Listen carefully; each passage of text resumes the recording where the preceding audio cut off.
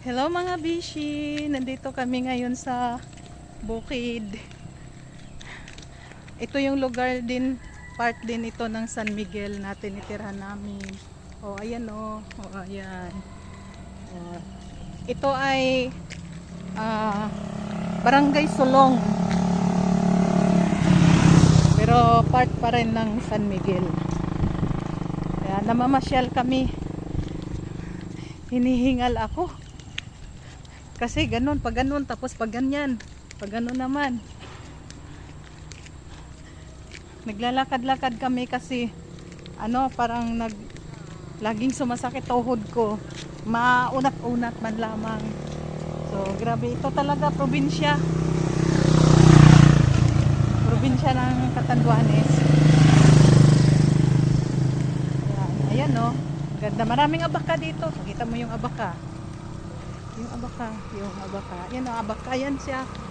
Yan. Ito yung hanap buhay taga dito. Abaka, hagot ang tawag nila.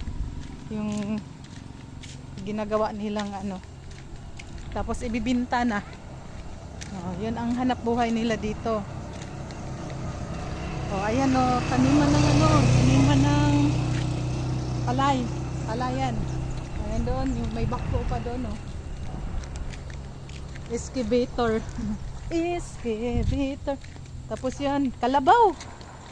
May kalabaw Malayo nga lang dito, hindi makita.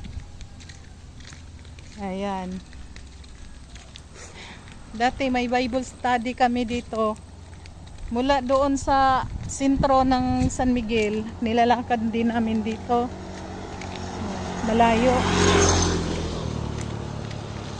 Tapos ayan, maraming mga damo. Paggabi takot ako kasi baka may ahas. Daming ahas dito, mga ahas dito, kubra. Kasi madamo.